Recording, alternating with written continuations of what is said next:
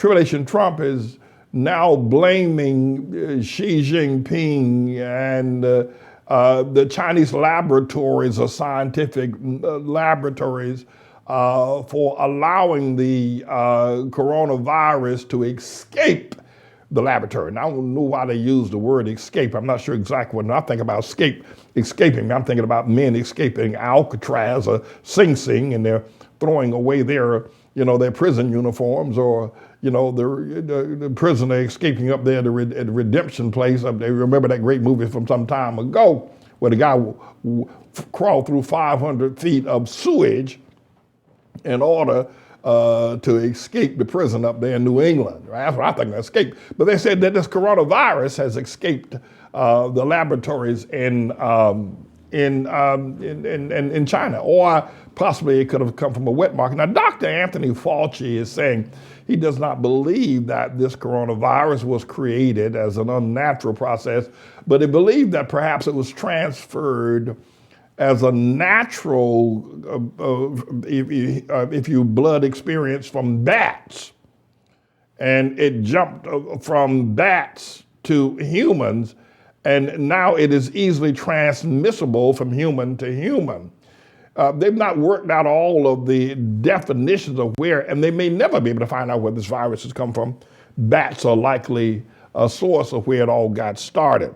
But the whole other thing I want to point out to you is the Bible said there shall be wars and rumors of wars. And what Tribulation Trump has now started is a war with China. And we have to see, my friends, you need to understand, that's why you listen to the Mann Report. We are now at war with a nation that is perhaps the largest, most powerful nation in many ways on the planet. Now, we may be the biggest and most modernized economic nation, but Tribulation Trump has started a war with China over this coronavirus. And the engineer will let you see that. See, you shall hear of wars and rumors of wars. Well, this fact that Trump has now designated that this virus that's killing people globally got started in China. We are at war, but that's not the only war we're in. And we need to understand that people are dying in this war. Now listen to me very carefully. We went to war in Southeast Asia. You call it Vietnam, right? But we was on Cambodia as well. We went to war in Southeast Asia in the 60s, right?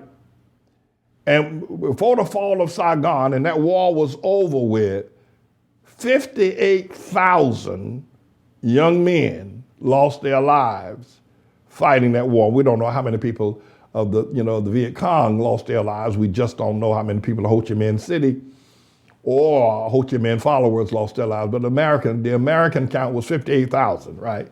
It was a war. And that's how many people were killed. And they were generally men of arm-bearing age.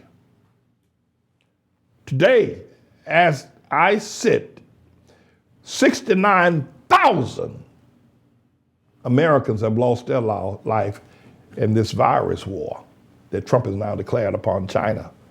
And the toll is getting higher as days go on. So I think the other thing that we need to understand about the Revelation prophecy that Mr. Engineer put up a few moments ago is that Tribulation Trump is the perfect, and I use the term entity I was looking for as I was writing this out this morning in the prayer time. I was trying to figure out what is the best way of describing the best person. I don't consider him Trump is not a person. A person has emotions and other kinds. Trump is not a person. And so I concluded with Trump is the best entity to enact the tribulation. In other words, in order for God to destroy Israel in the northern kingdom in 721 BC, he had to send Rabshakeh, who was the secretary of the Assyrian Empire, and his military in to destroy the armies of the nation of Israel. And in 586 BC, to destroy Judah and Jerusalem, he chose Nebuchadnezzar and his secretary Nebuzaradan to destroy Judah. So God needs a foil. God needs somebody to implement his prophecy of destruction. And tribulation trumps that boy. And he's perfect. I mean, every day I watch and I hear and I pay, he is perfect. And he is perfect for the destruction of America. He is perfect. He is perfect for the destruction and the demise and the defeat and the death and the carnage.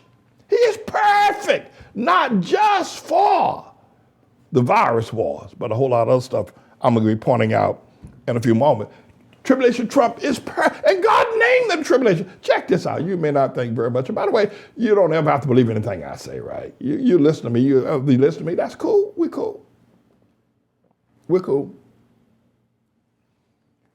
But Tribulation Trump, right?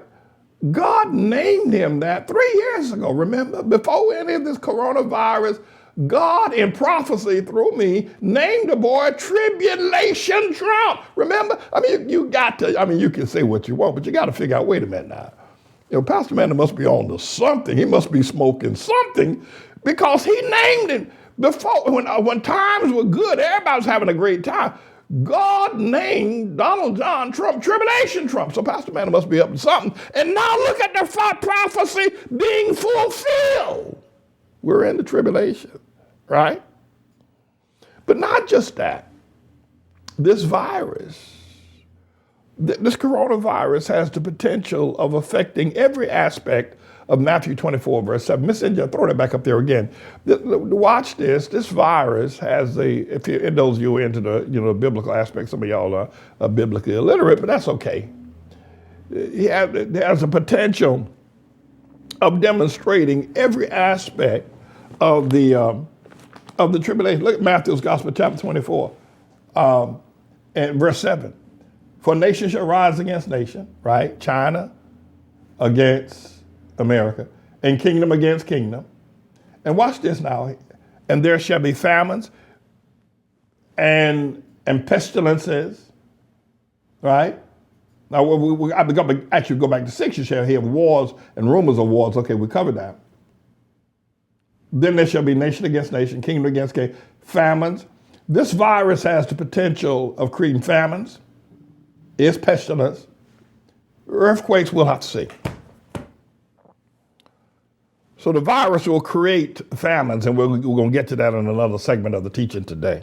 This is a bit of a news blog we do, looking at spiritual wickedness in high places for the most part, making some observations about it and giving people a biblical foundation to the way of interpreting, rather than have Sean Hannity or Laura Ingraham or Janine Pirro or Anderson Cooper or Rachel Maddow or Don Lemon, Rush Limbaugh interpret what's going on in the world. You come to me and I'll tell you based on what the Word of God says.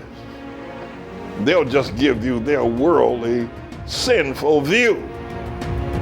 But the Manning Report will tell you what God has said, whether to say yea or nay, whether to go or to stay.